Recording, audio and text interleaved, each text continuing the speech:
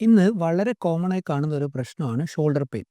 അപ്പോൾ നിങ്ങൾക്ക് ഒരു ഷോൾഡർ പെയിൻ ഉണ്ടെങ്കിൽ എപ്പോഴാണ് ഒരു ഷോൾഡർ സ്പെഷ്യലിസ്റ്റിനെ കൺസൾട്ട് ചെയ്യേണ്ടത്? രണ്ടാമത്തേത് ഒരു പരിക്കിന് ശേഷമുള്ള പെയിൻ. അതിലിപ്പോൾ ഫ്രാക്ചർ കൊണ്ടായിരിക്കാം, ഡിസ്ലൊക്കേഷൻ ആയിരിക്കാം, അല്ലെങ്കിൽ മസിൽ ടയർ കൊണ്ടായിരിക്കാം. അപ്പോൾ നിങ്ങൾക്ക് ഒരു വീഴ്ച അല്ലെങ്കിൽ ആക്സിഡന്റ് അല്ലെങ്കിൽ ഒരു സ്പോർട്സ് ഇഞ്ചറിക്ക് ശേഷമാണ് ഷോൾഡർ പെയിൻ തുടങ്ങുന്നതെങ്കിൽ ഒരു ഷോൾഡർ സ്പെഷ്യലിസ്റ്റിനെ കൺസൾട്ട് ചെയ്യുന്നത് നല്ലതായിരിക്കും. ഇനി പരിക്കൊന്നും പറ്റിയിട്ടില്ല, പക്ഷെ സിവിയർ ഷോൾഡർ പെയിൻ ഉണ്ട്, നല്ലോണം വേർക്കുക, ക്ഷീണം, തലകറക്കം, ഇതൊക്കെ ഉണ്ടെങ്കിൽ അത് ചിലപ്പോൾ ഹാർട്ട് അറ്റാക്കിൻ്റെ ഒരു ലക്ഷണമാവാം.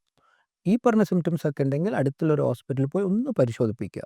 ഇനി 2 3 ആഴ്ചയായിട്ടുള്ള ഷോൾഡർ പെയിൻ ഉണ്ടെന്ന് വെക്കുക. അതിൻ്റെ കൂടെ നിങ്ങൾക്ക് കൈ പൊക്കാനും പുറകിലോട്ട് തിരിക്കാനും ഒക്കെ ബുദ്ധിമുട്ടുണ്ടെങ്കിൽ അത് ഒന്നുകിൽ റൊട്ടേറ്റർ കഫ് എന്ന് പറയുന്ന മസിൽ ടെൻഡൻ പ്രോബ്ലം ആവാം, അല്ലെങ്കിൽ ഫ്രോസൺ ഷോൾഡർ ആവാം. ഇതും കൺസൾട്ട് ചെയ്യേണ്ട ഒരു കാര്യമാണ്. അടുത്ത ഇമ്പോർട്ടൻ്റ് ആയിട്ടുള്ള സിംറ്റം ആണ് നൈറ്റ് പെയിൻ. അതായത് രാത്രിയാവുമ്പോൾ പെയിൻ അധികമാവുക, തിരിഞ്ഞും മറിഞ്ഞൊക്കെ കിടന്നാലും പെയിൻ കുറയില്ല. ഇതെല്ലാം സൂചിപ്പിക്കുന്നത് ഷോൾഡർ ജോയിൻറ്റിൽ ഒരു ഇൻഫ്ലമേഷൻ ഉണ്ട് എന്നാണ്. അത് ഫ്രോസൺ ഷോൾഡർ കൊണ്ടാവാം, ആർത്രൈറ്റിസ് കൊണ്ടാവാം, നേരത്തെ പറഞ്ഞ റൊട്ടേറ്റർ കഫ് പ്രോബ്ലം കൊണ്ടും ആവാം. അപ്പോൾ നൈറ്റ് പെയിൻ ഉണ്ടെങ്കിൽ അത് നെഗ്ലക്റ്റ് ചെയ്യാതെ ഒരു ഷോൾഡർ സ്പെഷ്യലിസ്റ്റിനെ ഒന്ന് കാണിക്കുക.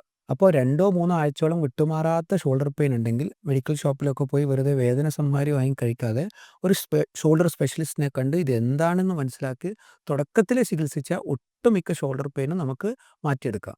അപ്പോൾ ഇതിൽ പറഞ്ഞിരിക്കുന്ന ഏതെങ്കിലും ഒരു കണ്ടീഷനെ പറ്റി കൂടുതൽ അറിയണമെങ്കിൽ താഴെ കമൻറ്റ് ചെയ്താൽ റിപ്ലൈ തരാം. അതിനെപ്പറ്റി ഒരു ഡീറ്റെയിൽഡ് വീഡിയോയും ചെയ്യാം. Take care. ബൈ.